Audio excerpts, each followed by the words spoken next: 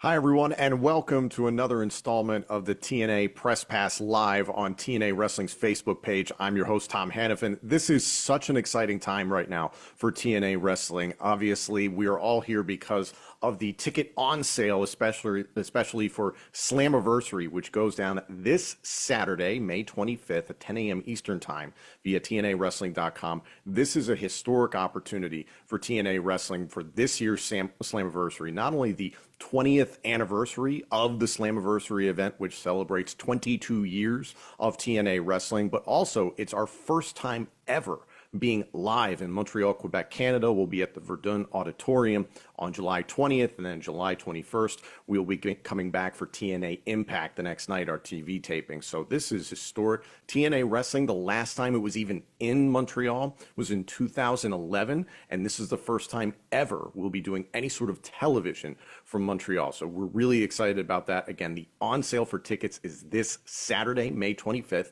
at 10 a.m. Eastern Time via TNAWrestling.com. And on top of the Slammiversary Montreal on sale, we're in the midst of Montreal Week, which kicked off this past Monday with the best contest ever. This is a multi-week social media campaign that is going to end with one lucky fan winning an amazing prize package at Slammiversary. The winner is going to be named on the June 13th episode of Impact. The winner of the best contest ever gets 2 front row tickets to Slammiversary, full titanium perk packages such as commemorative photo ops, a special meet and greet with your favorite TNA wrestler at Slammiversary. So what you have to do is head to X, Facebook, or Instagram for TNA Wrestling to register for the best contest ever. Also, as a part of Montreal Week, some other specials. Yesterday, or rather Tuesday, excuse me, we did a Slammiversary DVD and swag bag opportunity giveaway. Yesterday, we had the opportunity for someone to win a Nick Nemeth autographed 8x10 color photo, of which I'm going to be announcing the winner of which in just a few moments.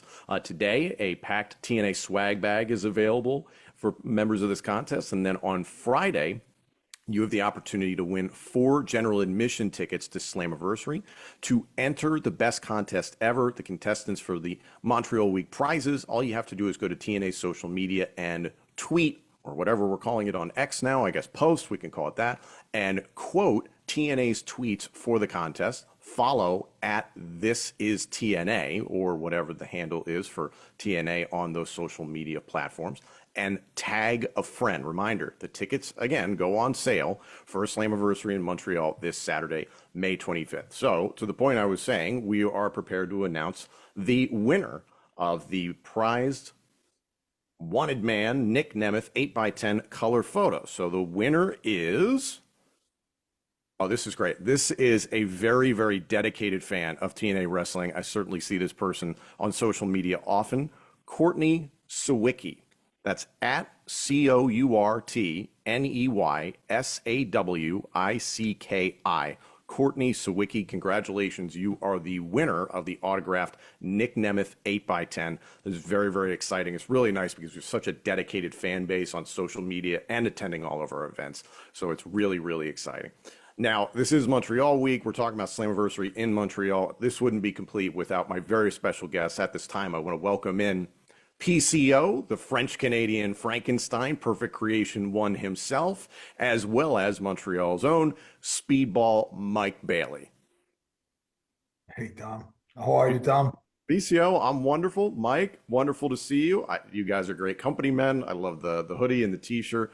PCO, I want to start with you out of respect to everything you've given to professional wrestling for decades now. This is such a special moment for TNA Wrestling. As I mentioned, the first time ever we'll be doing any sort of live television, Slammiversary live on pay-per-view and TNA Plus from Montreal on July 20th. And it's also one of the longest running pay-per-views in the history of professional wrestling. On top of that, getting to be in Montreal, you are in the midst of a very interesting situation that we saw conclude last week's Impact after the Champions Challenge. Bit smitten with Steph Delander as of late. So there's a lot happening in your life right now, and you're in Montreal right now doing a lot of media for the company. What does this all mean to you given everything you're feeling right now? Well, I mean, being on the ground here in Montreal for the last 2, 3 weeks, you guys, you don't have an idea being here, right here in Montreal, how the hype, the buzz, and everything that's going on. Like already have like people calling me. Like they got two buses coming from Gatineau, which is like 2.5 hours, 3 hours. It's almost Ottawa. They're coming, to the show. They're just waiting for the tickets to go on sale. I got people from Hawkesbury, people from like Saguenay, which is another 6 hours to the other side, and Quebec City also. So it's like people from all around the province of Quebec diverging, like coming to the center of the province in Montreal. So I would say, really honestly, get on the ticket sale early on Saturday morning because like front row seats or second row seats or third, they're gonna fly like that. That's for sure. So if you want to have a good place in the general admission, I wouldn't wait too long to get my tickets. And this is gonna be one of the greatest pay-per-view ever. I can promise you that. My thing with Stephanie, I mean, it's something that obviously there's some electricity there, and it's building up to something, and I don't really know exactly, but I think it's going to somewhere where I don't know. I mean, in my mind, sometimes I don't know if it's an electrical malfunction, if it's reality or fantasy. I don't know, but I'm also very focused on the Saturday night, the 20th. For me, I mean, coming back home after 5 years, my last fight in Montreal, my last match. Uh, Friends that I haven't seen, like, I've moved to town in Montreal like 2 or 3 times, and I have different community and friends that aren't wrestling fans but are loud, and they're gonna be screaming, and I think it's gonna be just an amazing night. It's gonna be pretty crazy, pretty crazy. Can't wait. I'm super hyped up and I'm super positive, and but I know already it's gonna be awesome. It's gonna be sold out to the maximum capacity. The on sale again is this Saturday, May 25th at 10 a.m. Eastern Time at TNAWrestling.com. Speedball, I want to come to you tonight on Impact, which begins at 8 p.m. Eastern on Access TV and on FightNet in Canada. You will be facing your own tag team partner, Trent Seven, the winner of which moves on to Against All Odds, which is June 14th live on TNA Plus in Chicago. The winner will challenge Mustafa Ali for the X Division Championship, a title that you've held before with dignity, and you are a workhorse champion, in my opinion. Not to speculate too far ahead, but if you beat Trent Seven tonight, and if you beat Mustafa Ali at Against All Odds, who's to say that you don't walk into your hometown of Montreal at Slammiversary as the X Division champion? There's some pressure there, but what does this homecoming mean to you specifically?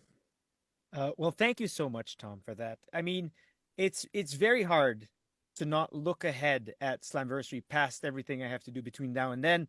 But all the possible scenarios are incredibly exciting. I know that whatever happens is going to be worthy of the expectations that people have for myself coming back to the biggest wrestling event that has come to Montreal in a very, very long time. I mean, I am looking at, here's what I'm thinking about. Here's what I would like to do. Here's the ideal scenarios for me. Beat Trent. Against all odds, beat Mustafa Ali. Then, in the weeks between Against All Odds and Slammiversary, win the tag team championships with Trent. And then challenge Moose for the world championship at Slammiversary as X Division champion. No option C. I'm going for the double whammy, the Grand Slam. And then I can be X Division champion, world champion, as well as tag team champion with Trent Seven. I think that is the only scenario that is fitting of the excitement that people have for Slammiversary. I love the lofty goal. That triple crown concept is very, very cool. So I'm Right? excited to see how everything plays out tonight. Thank you, first of all, to all the fans and media members from around the world that tune in for Press Pass regularly when we do this. Before we get into questions, please do limit your questions to one question at a time. Obviously, we have two guests, so their time is precious. Anyone who wants to ask a question, you have to virtually raise your hand, and our host will get to you. So, without further ado, let's start off with Jim Varsalone of the Miami Herald, a regular here on Press Pass. Jim, are you with us?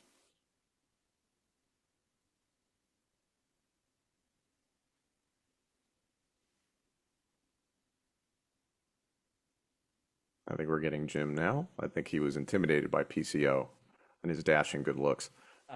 No, wait a second now. No, you know what? It's just that they're trying to get me signed on. But you know what? Anyone could be intimidated by him. I agree with that, though. That's fair. Yes, he is. So, all right. So I got the audio going. Sorry, guys, I can't get the video. I had the whole hockey thing set up here with the Florida Panthers doing the Canadian thing. We got the hockey playoffs going on. Anyway. So it's so cool that there we go. So this thing is Montreal. And there's so much history with Montreal. I mean, it's just a legendary and all. And I just want to go there, both of you guys, because look, both are different generations. PCO, unbelievable what you're doing, continue to do. Speedball, you're unbelievable. And I'm just curious too. So it's a two-parter. One, obviously, it's going to be what is it like, the history of wrestling in Montreal? And two, Speedball, do you get some satisfaction at seeing PCO doing what he's doing these days, that you could be doing that too later on in life? PCO, you want to go first? Well, first I'm gonna answer you. Yeah, the history of wrestling, like for me, okay. Dino Bravo was the guy that I tried to emulate. Dino Bravo was a god in Montreal. It's a sad situation at the end of his career, but during his career, 7 years as a champion here and all over the world, that's the guy that I wanted to become. Really, that's him in Montreal just before he hit WWE with the blonde hair and everything. So that was part of the history. I remember going to school, open up the newspaper at that time, not the computer, but a newspaper, and watching what's the next card. Oh, Dino Hogan, Dino and Flair, Dino and Bockwinkel, Dino and whoever was the top guy in the world, and Dino and Martel against the Road Warriors, so it was always like Dino. And for me, when I hear Mike Speedball saying he wants the triple belts, well, we have to come back after that in Montreal and fight for all those titles, Mike, because the world title has been always in my target of mine anyway. So that's good. I like someone who has ambition. I do have ambition. I'm not in this business because I need the money or I have to be here. I'm here because I'm here to achieve goals, and the history, the past of the Montreal history and whatever, the names that came with Edouard Carpentier, Andre the Giant, which is Géant Ferré here. It's a different name, but it was Andre the Giant. They started there, and a bunch of other names like Gilles the Fish Poisson and Richard the Magnifique, Charlin the Magnificent Richardland.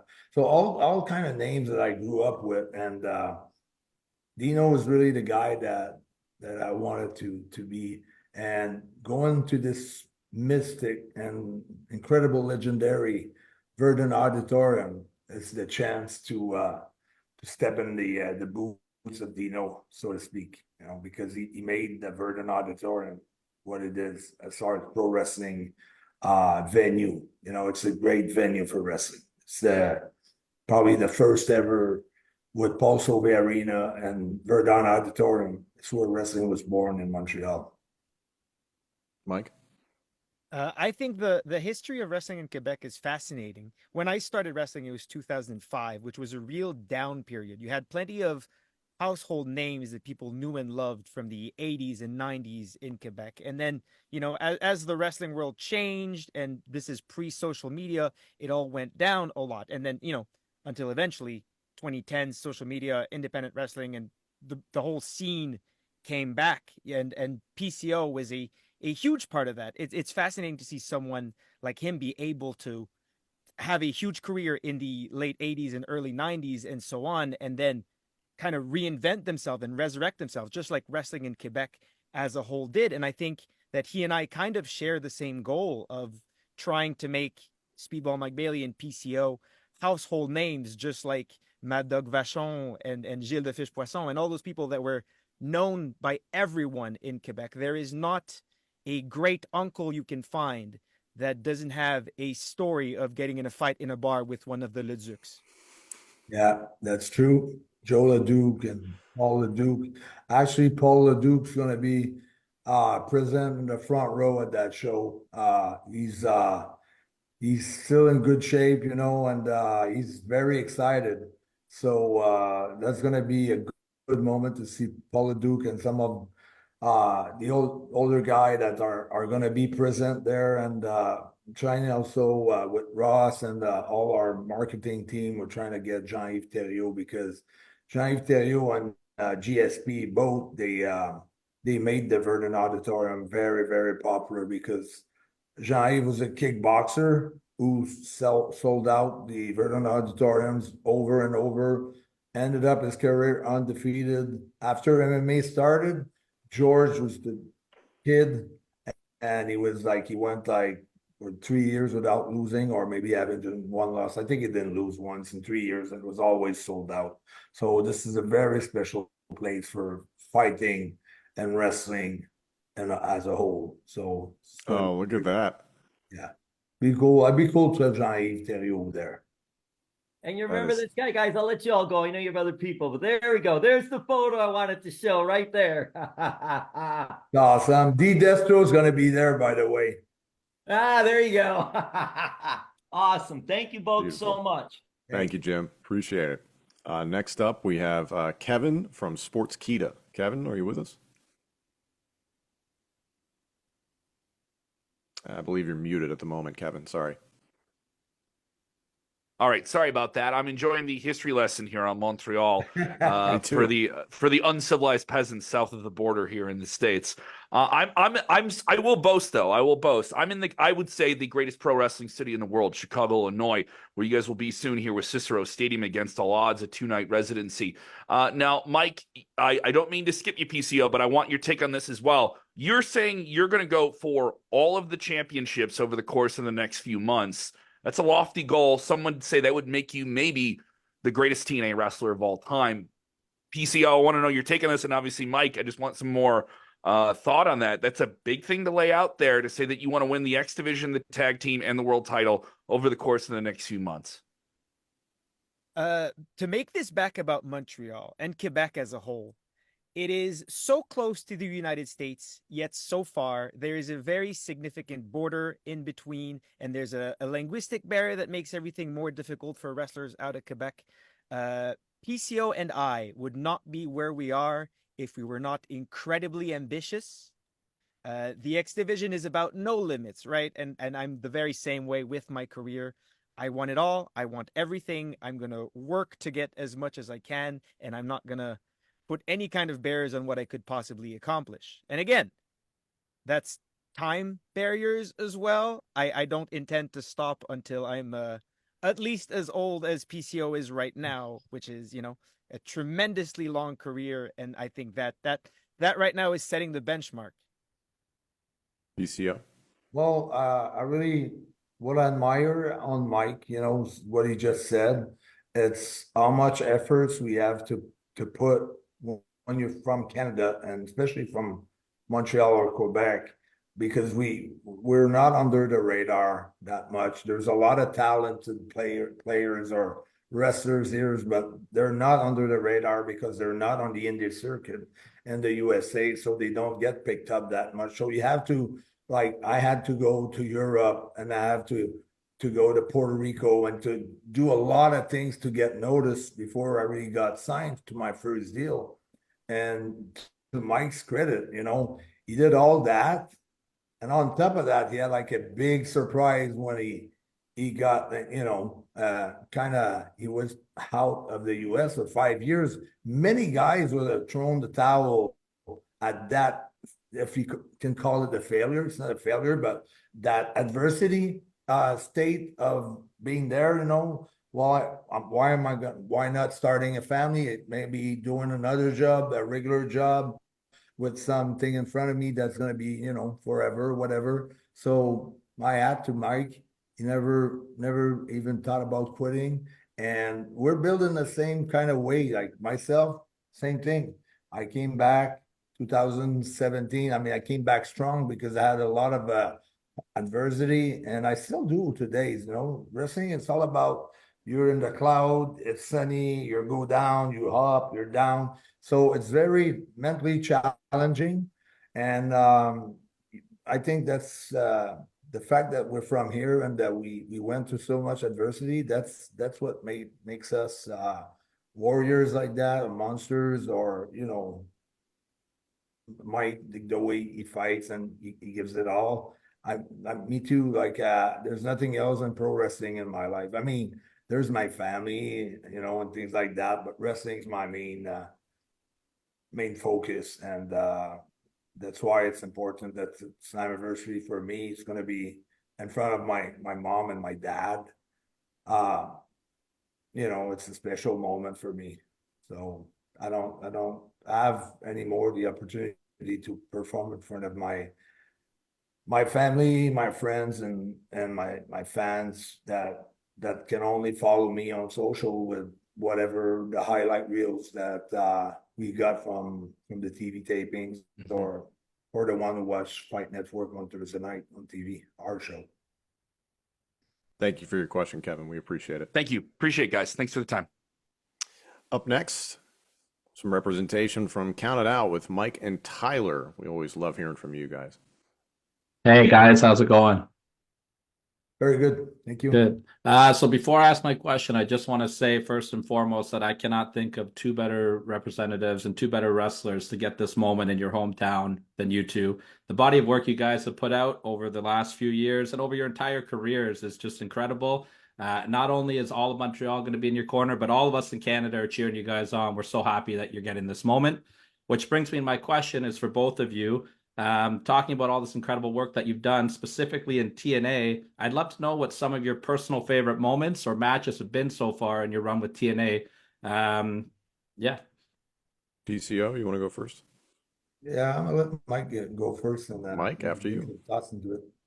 I have three matches that really come to mind as the biggest ones. Of course, going one entire hour or nearly 59 minutes and 30 some seconds. I think it was like 48 seconds 48 to be seconds.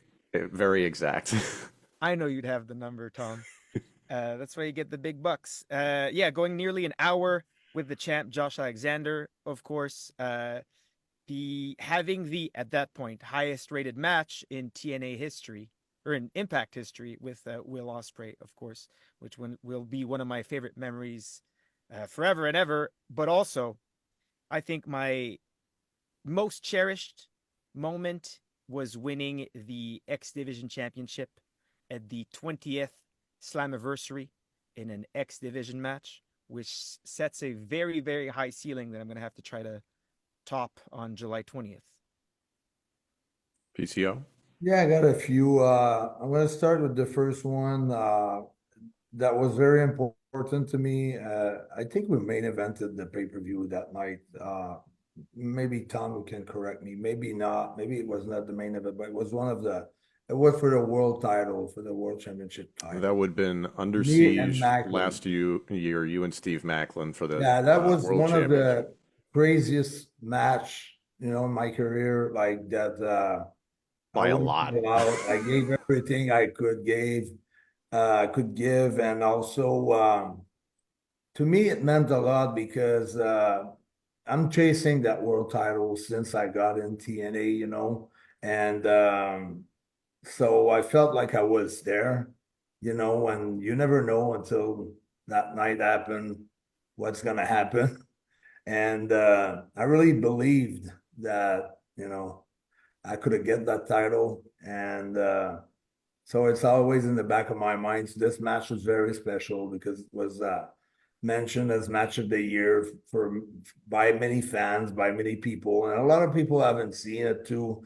It was violent, maybe too violent. It was a lot of things that maybe I would do differently, especially here in Montreal. Like I want to go crazy, but a big um the, a big thing about PCO's character, the kids are in love with that character, with the monster. I've got the young kids who feel like, oh, if something happens in their life, they can pull that monster and he's gonna protect them. So they're a great fan base for PCO. And I've got the parents because to them it's like, okay, it's persistence, it's not quitting, keep going. Life, it's not over at 40 years old, or at 50 years old. You can achieve great things when you're there. So I got those two extremes that are my fan base and in between. So that's the only little regret I have about that match, but that was one of the coolest moment because it was a world title and it's what I wanted. And I felt like I delivered like pretty crazy. And my feud with Jonah, my feud with Eddie Edwards, I was into feuds more than just one match. It was like more than one match. It lasted a long time, so it was more feud and than matches for me. And when I went to the ring, it's those moments where it's not just a Will Ospreay match. For me, if I would have to say a match, like it would be like the match of my lately in my life was not even in TNA. It was an indie show. It was me and Walter in Louisiana, and that was the resurrection at PCO. That was my 5-star match as far as I'm concerned. And I know if I'm put in that position, I can deliver that with my tools, with what I have to offer. So depending on what the situation is, who's your opponent, for me, it changes how I'm gonna think my match, how I'm gonna approach my match. Thank you for the question. We appreciate Thanks. it. Going to Himanshu with 411 Mania, regular here on the Press Pass. Himanshu. Hey guys, it's Himanshu from Mirror. Can you hear me? Yes, Can we you can hear hear me? you. Yes, we can. Ok. Bonjour à tous, ça va bien? Mais oui, en français? Oui, un peu. Okay, Well, I just wanted to okay, speak some French because you're going to Montreal.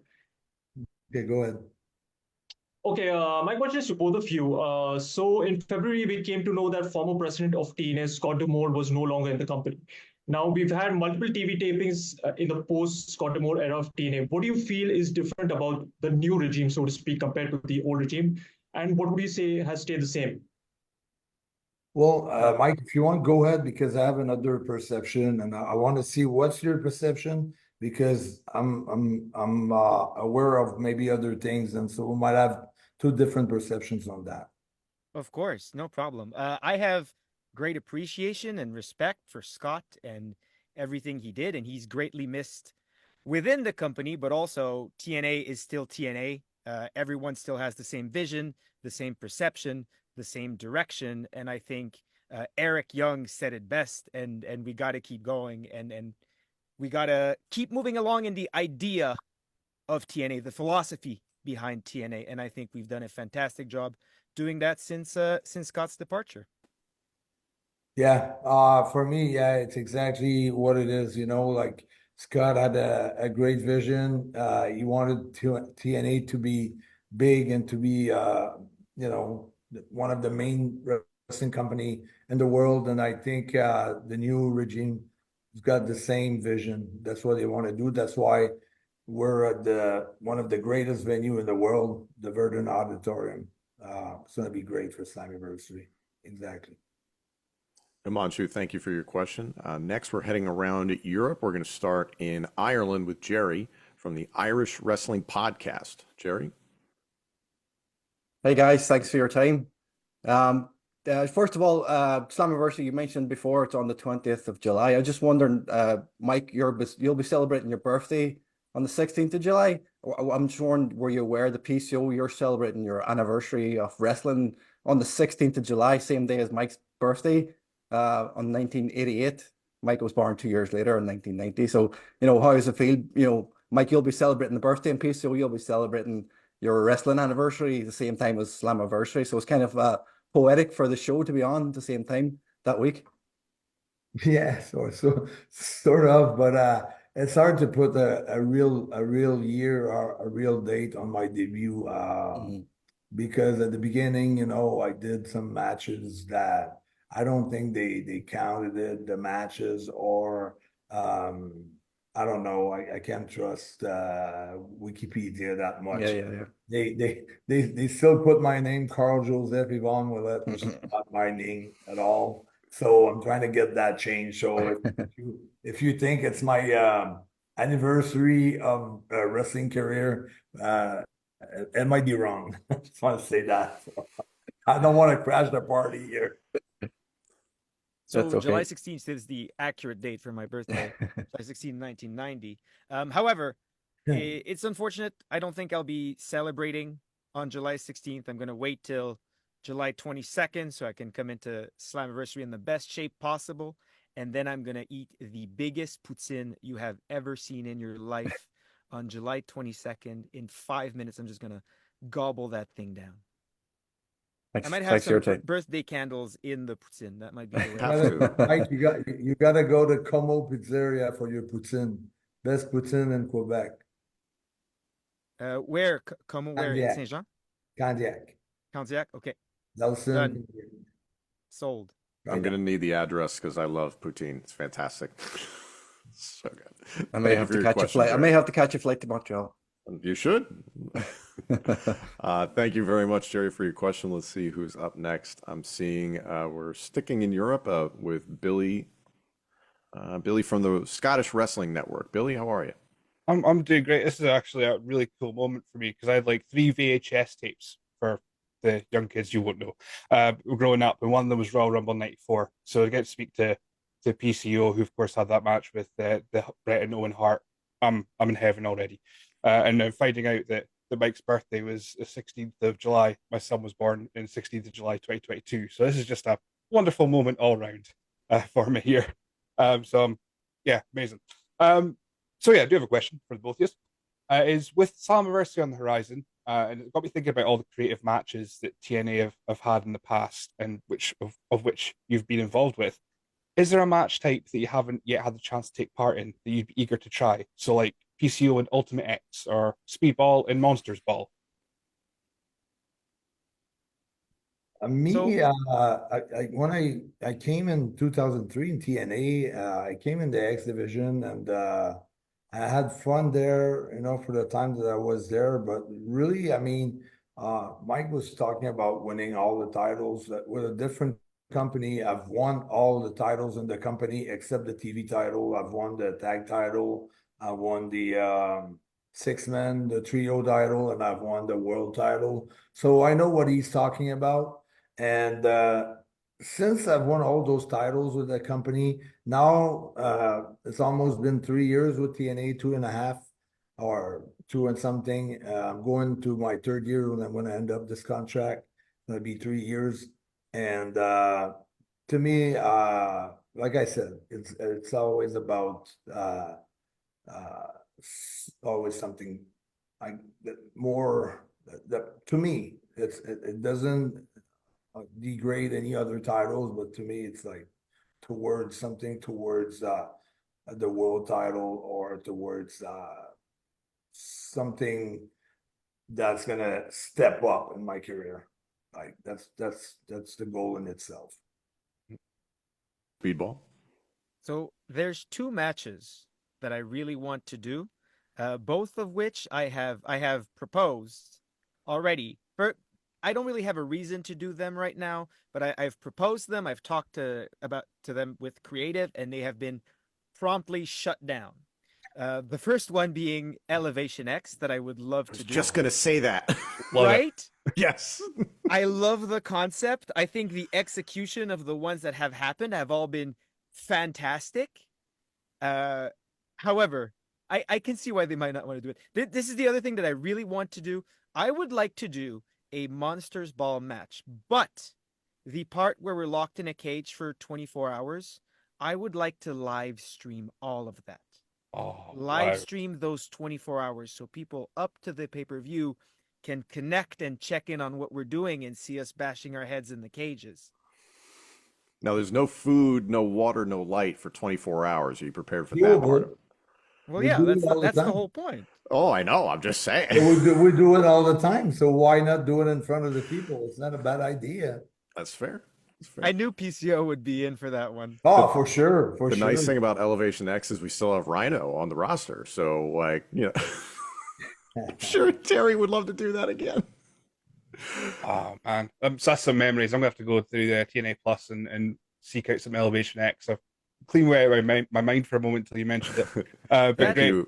Thank you very That much AJ for Styles versus Rhino is genius. It Like if is. you watch it and then break it down, it is just pure genius. Mhm. absolutely. Billy, Thank you very thank much you. for your time. Thank you for your time and your question. All these matches we mentioned, by the way, you can watch on demand on TNA Plus. Just a shameless plug there. Sticking in, let's see, in the United Kingdom here, we're going to England with Nico from the Ministry of Wrestling. Hi, Nico. Hey guys, can you hear me okay? Oh Yes, yeah, sir. very well. Speedball, PCO, vous êtes tous les deux une très très grande inspiration pour tout le peuple ici au Royaume-Uni. On vous adore ici, donc merci beaucoup pour tout ce que vous faites. Keeping it English now, PCO, I love the way that one week you're having a crazy hardcore match with Khan, and then the next week you're presenting Steph Delander of Black Rose. And Speedball, I just wanted to say, because I'm probably not going to get another opportunity like this, your match with Will Ospreay, art. If wrestling was art, mate, that moment was art. So thank you both for what you do. It's I'm the guy on Ministry of Wrestling who reviews TNA every single week. I love what you guys do.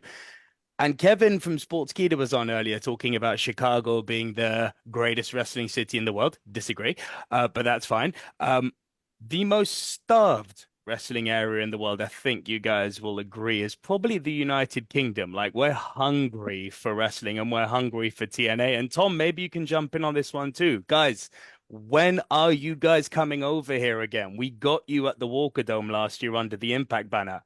I want to see PCO. I want to see Speedball Mike Bailey. I want to hear the melodious voice of Tom Hannafin here in the UK. When's it happening, guys? For me, I don't have an answer for that. That's Yeah. That's Tom's Yeah. question. I think that when it's time to announce it, we'll let TNA do it formally in some kind of great reveal. But I know that I'm sure I speak for all of us here. I wasn't lucky enough to be part of the TNA UK tour last year, but I heard it was fantastic. It was. And I know that PCO has been to a ton of different countries. And Yeah. one of my favorite things about my career is how much traveling I've gotten to do and how many different countries I've gotten to perform in. And it would be fantastic to see TNA not only go back to England, but go back to different countries in Europe. I mean, I think TNA in Italy would do great. TNA in Germany would be fantastic. I'm sure, again, PCO would have a lot of fun Well, memories going back to For Germany. me, the UK really launched my career. It's really where my career took off in the UK. Working like 25, 26 days a month, like being on the road constantly, packed in a car like that. And my daughter is 15 years old, and there's a reason why her name is London.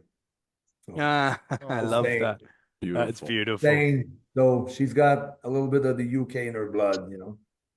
I love that. Yeah, I personally sincerely hope we do make it back to the UK. The UK invasion tour we did at the back end of last year. I got to call some of that remotely. Wasn't able to make the trip, but it was Turning Point was a wonderful event. Yeah. Some of my favorite memories in wrestling have been in the United Kingdom. NXT UK Takeover Blackpool 2. I had the pleasure of sharing that with Nigel McGuinness, who is just phenomenal, and Andy Shepard, who is also spectacular. Just some really amazing memories there. And then especially I was talking to Leon Slater this past weekend when we did TVs, and he echoes what Will Ospreay has said on our television of being a TNA kid and seeing AJ Styles and seeing Black Machismo, Jay Lethal, and those stars, those moments that really made him a fan. So it's been something that has been such a big part of TNA's identity for 22 years now, having a deep connection with the United Kingdom, because at the time it was the only alternative, and it was a great opportunity to go to the United Kingdom and our PR team, our marketing team, just does a wonderful job staying in touch with that marketplace. So I sincerely hope we get back there because I just love it in the United Kingdom. I'm ready for a road trip. Let's do it. Well, this is it. Like so many of your TNA stars, I mean, I get to see them in the UK. Like, you know, your boy Trent Seven, he's a friend of the channel. We got to see him at Rev Pro. Leon Slater, likewise, you know. So it's not that we're starved for the stars, although I'd love to see you guys on the UK indie circuit, Speedball, PCO, whenever you're ready, man. Rev Pro is waiting. But like, I do want to see you guys in TNA in the UK this year, man. So please let the powers that be know, egg that into existence, please. Love to do my PCO entrance in the UK. Yeah, man. Oh, that'd be great. This We'll is do our it. best. Bit about All PCO. 9 yards. Thank you, Nico, for the question. We appreciate Thank you, it. guys. Just a reminder to the media again, virtually raise your hands. We can take about 3 to 4 more questions here. We're going to wrap up probably around 4 p.m. Eastern time. PCO and Bailey have a lot on their plate. Let's go to France now, very apropos. Talk to Stephanie here from 3W Wrestling and Distortion Media. Hello! Hello, Salut les Stephanie. copains! Comment ça va? Ça va bien, toi? super, C'est merci. very strange to be three French people and we have to speak in English because That's we have all to right. do it That's like You're only that. doing it for me. Thank you very much. I appreciate No, it. but for you, I would do anything, Tom, you know. Hello, Mike. Je suis super contente de te voir aussi. I wanted to ask you the fact that you are two French Canadian in that huge roster, does it create a special bond between you two? And I would like to know, and you told us a little bit about that, Mike, what PCO represents for you as a wrestler, and at the same time, Pierre, my friend, when you look at Mike, do you really like the wrestler he is? Et je vous remercie tous les deux, je vous adore. This is Vous savez. I'm gonna try to stay short on it, but this is kind of weird because me and Mike were like both from Quebec, we're both Quebecois, but like we're not always together. We're not like friends, like he Oh. travels with other people that I travel with, or we mix up sometimes, but we don't hang out together. But have so much respect for Mike for like I said it before, for because I know what he's been through, and I know to get to that level what you have to go through. So, and from where he started in Laval, Quebec, and all the steps to be where he's at, that mean to be where I'm at in a way, and where he's going, or whatever we take it. But tremendous respect for Mike. I mean, there's not that many Quebecois that make it to the big time, and he's on the verge of exploding even more. So that means so much to me. I'm proud of him. That really means a lot. Thank you so much. I mean, I feel the same way. Obviously, we're from very different eras, but I can only imagine as a French Canadian, as a Quebecois, PCO in his early career, just things like I know that PCO's accent, right, which is a thing that I'm not sure if I've talked about this before, but I regret the way I speak English. And I tried very hard to sound like an American watching pro wrestling growing up and being like, these are the expectations. This is what you should sound like when you cut a promo. And now I'm at a point where when I am relaxed, you can't really tell that I'm French Canadian until I tell you. And I wish, part of me really wishes that I still had that accent. I wish it stuck out more. But that being said, I mean, of course, I have great admiration for PCO and everything he went through. And, you know, again, it's the wrestling was very different when PCO was starting. To me, it seems like it was a lot more difficult in terms of relationships and getting around locker rooms where it is now. Where now TNA, I mean, is one of the best locker rooms I've ever been Yeah, in. it is, Mike. It is. I've seen so much bullying in my early years. You had to be tough, like, I mean, different tough, mentally tough, but also You had to be able to fight, really fight back, stood up, you know, for your ground. I've seen Dynamite Kid just, you know, beat the hell out of a kid, a 18-year-old kid, just because he was sitting at the wrong place and he didn't know that, you know. And it's not a knock on Dynamite. It's more of like the culture of pro wrestling. If you made a mistake in the ring back then, you know, you would get a beating, you know, unless you knew how to fight and you would defend yourself. So that's the difference, the bullying. Like Mike said, we got such a great locker room, and I don't, I know there's a lot of competition between all of us. Obviously, we're all competitive. That's why we're in this business. We all have our egos at some point, but I feel like we all get along. And if someone does well, I'm not jealous. I'm just trying to do better, to better myself, and to reach out another layer and another level in my own career. That pushes me more towards success. That's it.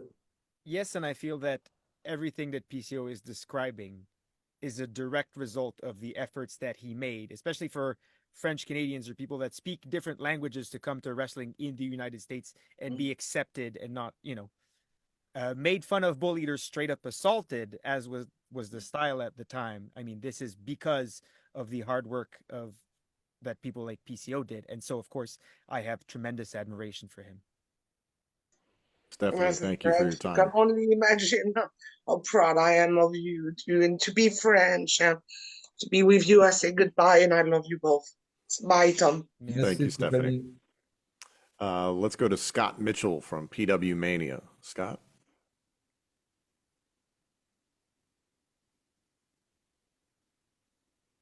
Hi, can you hear me? Sorry. Yes, we can.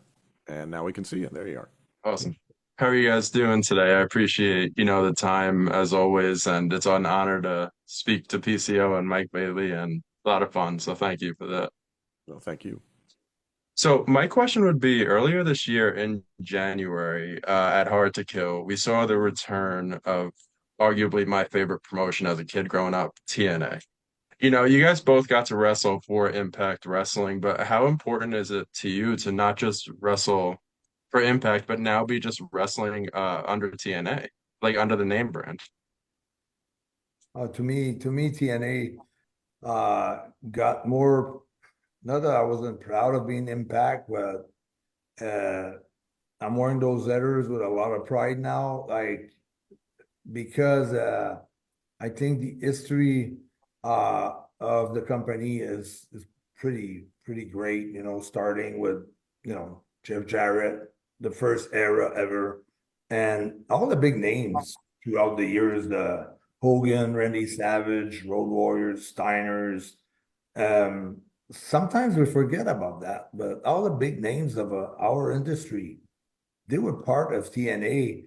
And I feel like TNA now, like with all the talented roster that we've got, I mean, for us, it's really elevating the company to a super major status. That's the goal my goal as a team with the other member of the roster. My feelings are a little bit different. I have great fondness for Impact and the name Impact. And when I started in Impact at Hard to Kill in 2022, maybe on the same show as Tom, if I remember correctly. I remember it fondly, yes, sir. Right? We had our debut together, and I'm sure Tom will attest to this. In just the 2 years that we spent in Impact there, we saw great change. And the company in itself has gone through many changes and different eras and different looks and different names. And the thing that I appreciated the most was about the name change was that we saw in those 2 years the evolution, the growth, even in just a short time. And compared to when I started, TNA, Impact, but whatever you want to call it, at the beginning of the year was a different company. It had a lot more momentum. It was a lot stronger. And I think for me, the return to TNA is just a great way to highlight the evolution of the company. Definitely. And I'm wearing an Impact shirt. I need to get a new TNA sweatshirt, but All right. I love the return to TNA. We still got Not a to show called Impact on TNA, so It's true. it's good. It works. not to Oh, yeah. undermine all the incredible TNA history that is available on the TNA Plus app. I love the TNA Plus app. Highly recommend it to anyone thinking about it. You get to go back and watch so many good shows. Yeah. Thank you, Scott. Thank you We guys appreciate very it. much. I appreciate it. Let's head to Thomas Lawson from SEC Scoops, or SE Scoops. It wouldn't be the SEC. That would be weird. Hi, Thomas. Hey guys, can you hear me? Yes. Yes. Okay, first of all, thank you for joining us today. At PCO, Mike, Tom, always a pleasure. I've been loving the Canadian talk. I've always got my little Bret Hart here by my Yeah. work desk, keeping an eye on me. We've talked a lot about TNA's past, both of your guys' past, and we've talked a lot about what you've got planned, titles and all that. But I want to talk about way down the line at the very end. I want to talk about legacy and basically when all is said and done, what do you want to be remembered for most in TNA, in wrestling in general? Well, for me, I have to look at it as a whole for TNA for sure, because that's where I'm at right now. But I have to look at a whole situation, at the whole wrestling career, what I want to leave as a legacy. Um, I've been thinking about it for a long time, and when you think about that, like, I mean, really, it doesn't mean anything to me. I mean, because it means everything to me, but I don't think it means something to others other than you along the way when you're doing it. You inspire people to be better, or you try to inspire people to be better, and you want to show them that when you put something into your mind and you constantly work at it and stay in line and work and wait and pay your dues and whatever, putting the efforts, do what others don't do the difference, the extra miles and things like that. That's really what counts to me. It's how you better it's how my career, how can you better yourself as a human being? How can you grow as a human being? It's all about the person in itself, because maybe the next two generations, they're going to talk about so many championships and things like that. But this is just for me. This is just to keep me going. This is just for myself. For the others, eventually when I'm gone, and it's now we don't talk about Lutez that much. It doesn't really mean anything, or Mr. Poffo, not Randy, but his dad. Or the further we go in the future, the less it meant something way back in the day. So if we have an ego about that, that's, to me, that doesn't, it's not very important to me. It's to feel proud of myself, to achieve the goal that I set for myself. And along that way, if it inspires other people to be better and to grow and to stretch themselves and to stress themselves to get better, then I've done my job. And that's the most important thing to me. Mike? I completely agree with PCO. I mean, it's a fantastic feeling to become a champion, but I truly believe that the art of professional wrestling is a great tool for self-betterment, right? And I've known so many people. I have a lot of students that I have seen really discover themselves as people, not just as pro wrestlers, but through amplifying their own personalities in the ring and gaining confidence and becoming, you know what I mean, better versions of themselves through professional wrestling. And I mean, ultimately, that's the goal, is to inspire people to be great. And I think where that ties into TNA is that it's been a platform where pro wrestlers come in and they are allowed to be themselves. They're allowed to be who they are, and TNA helps them amplify that version. And I mean, I think that's philosophically a beautiful thing. And I know, like, I don't want to minimize the importance of championships and accomplishments within pro wrestling, but the ultimate goal is really, it's about people, it's about inspiration, it's about making that connection with other human beings and helping other human beings become better through pro wrestling. Quite profound with that. Just for an example, sometimes, you know, you have something that you have to achieve, and you have to face fears, you know, and you have really to push yourself to go towards that, because it's just a natural instinct that your brain goes, oh no, maybe this can happen. Oh no, it won't happen because I practiced so much. And that's why repetition is so important. But you have to go to all those things that people sometimes try to avoid and stay in their comfort zone. And that's, I think, like, if we can, like, by our example, show that you have to get out of that comfort zone and face your fear, and after you're so proud of yourself. And that's the main thing, and that's what it is about. When we want a championship or something, it's because in order to get there, we have to go through this, and that's the beautiful thing about it. I think the act of setting a seemingly impossible challenge for yourself, and then knowing that it's going to happen. I mean, you've made the decision, you're going to have to face it sooner or later, because you decided to. Someone is going to staple your mouth shut, and you're going to have to remove those staples with your bare hands. That makes you stronger as a person. Yeah. Well, I'm feeling pretty inspired. Thank you for that, guys. I'll see you later. Which is exactly what happened to PCO at Under Siege. So there you go. 2023, that is. We are coming here to our last question. We are just short on time. I apologize to any members of the media that we were unable to get to, but I want to thank all of you from around the world for tuning in for this as a part of Montreal Week for TNA Wrestling. Our last question is going to come from Soul, who is the host of the Soul Sessions.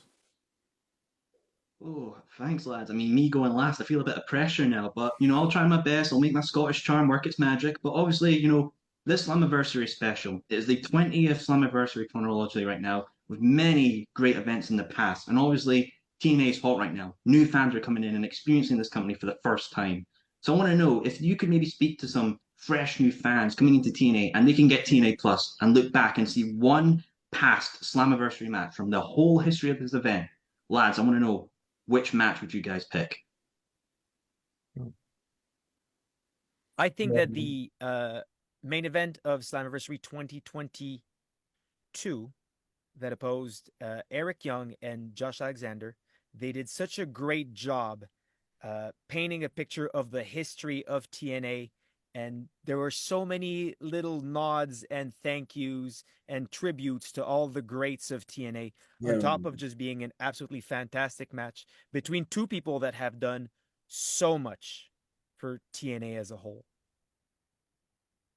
For me, it's hard. Like, I feel like if I pick one, I'm gonna, you know, forget about others, or I'm gonna disrespect others. I don't want to just pick one.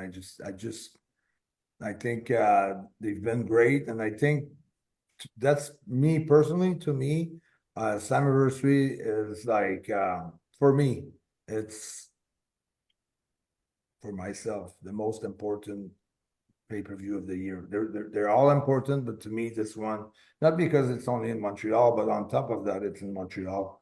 And I'd rather focus on the one coming up than on the one in the past, and make this one unforgettable, and mark the history of TNA with this one. Absolutely. You know, I'm excited. You know, got my TNA Plus ready to go. You know, got all the drink ready as a Scottish man does. You know what I mean? I know somebody here was saying TNA come back to England. You know, Scotland. Scotland's a real place. I'm just saying. That was awesome for wrestling. Oh, come on, it's United Kingdom, but you know, it's Scotland plus the others. That's what I like to say. I was gonna say, we have a guy named Joe Hendry, don't we? Oh, look, if I could put Joe Hendry on the Scottish pound note, maybe it'll actually get accepted in English pubs. I'm just saying, that's maybe something we could do. But you know, thanks, guys. I mean, honestly, I cannot wait for Slammiversary, TNA Plus, everything. Thank you for this opportunity, guys. Thank you. We appreciate your time. PCO, Speedball, thank you both for your time. We appreciate it. And a reminder, get involved in TNA Wrestling's Montreal Week, this multi-week social media campaign. Head to TNAWrestling.com right now for full details. Tickets for TNA in Montreal, Slammiversary, and TNA Impact, July 20th and July 21st, go on sale this Saturday, May 25th at 10 a.m. Eastern Time via TNAWrestling.com. Listen to PCO because he's on the ground right now in Montreal. These tickets will go fast, so you want to be there right on time. Gentlemen, thank you very much. And thank you all so much for tuning in to TNA Press Pass.